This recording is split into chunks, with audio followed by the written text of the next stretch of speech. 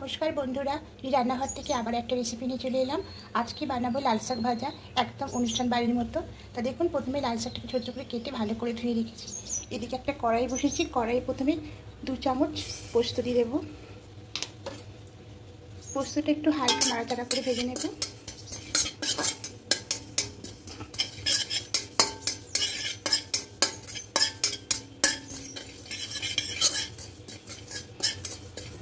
পোস্তটা হালকা করে ভাজা হয়ে গেছে। এবার এটাকে অন্য একটা পাত্রের মধ্যে ঢেলে নেব।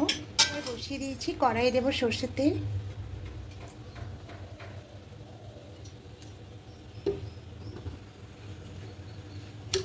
এবার এই তেলের মধ্যে কিছুটা বাদাম ভেজে নেব।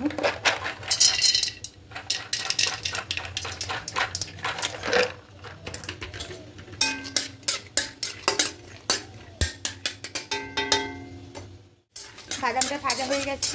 এবার বাদামটা একটা অন্য পাত্রের মধ্যে তুলে ঢেলে নেব। এবার এখানে 2টো শুকনো লঙ্কা দেব।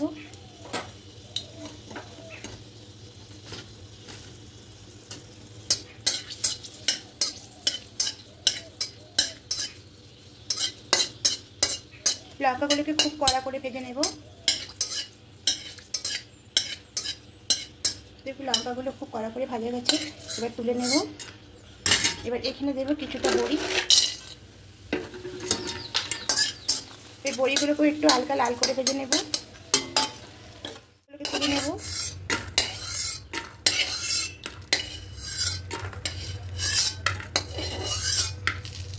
এবার এই তেলের মধ্যে প্রথমে দেব রসুন কুচি।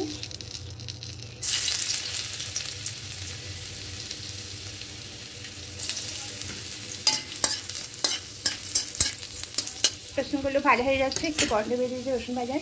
এবার এখানে একটা পেঁয়াজ কুচি আর কাঁচা পাকা লঙ্কা কুচি দেবো। দিয়ে হালকা একটু ভেজে নেব। লাল করে ভাজা গেছে। এবার শাকগুলো দিয়ে দেবো।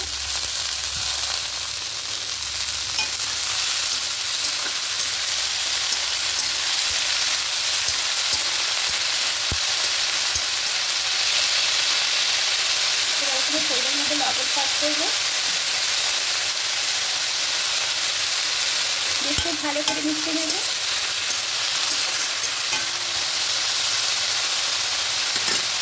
এবার ঢাকা দিয়ে কিছুক্ষণ রেখে দেবো। খুলে নেব। একটু শাকটা কতটা কমে গেছে, জল বেরিয়ে শাক থেকে। এবার এখানে 1 চামচ মতো চিনি দেব। খুব ভালো করে মিশিয়ে নেব। এবার যে বাদাম বড়িটা ভেজেছিলাম সেটা একটু ভেঙে নিয়েছি, বেটে দিয়ে দেবো। আবার একটু পোস্ত দিয়ে দেবো। সবগুলো একসঙ্গে খুব ভালো করে মিশিয়ে নেব।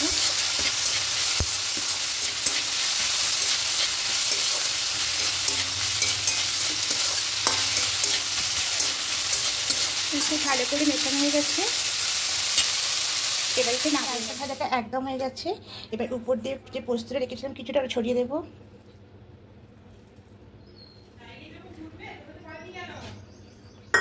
এবার এখানে বড়িটা দিয়ে দেবো, বড়ি আর বাদাম ভাজাটা উপর দিয়ে।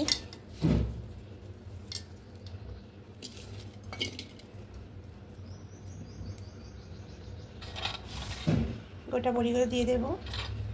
তা বন্ধুরা এভাবে করে দেখবেন, খেতে খুব সুন্দর লাগে, একদম অনুষ্ঠান বাড়ির মতো। আর যদি বন্ধুরা আমার রান্নাগুলো আপনাদের ভালো লেগে থাকে অবশ্যই কমেন্টে জানাবেন। আর নতুন বন্ধুদের কাছে অনুরোধ রইল সাবস্ক্রাইব করে পাশে থাকার জন্য। এবার উপর দিয়ে ভাজা লঙ্কাটা দিয়ে দেবো। দেখুন, লাল শাক ভাজাটা একদম কমপ্লিট হয়ে গেছে। আরও নতুন নতুন রেসিপি আপনার সামনে নিয়ে আসবো। আপনারা এইভাবে আমার পাশে থাকবেন।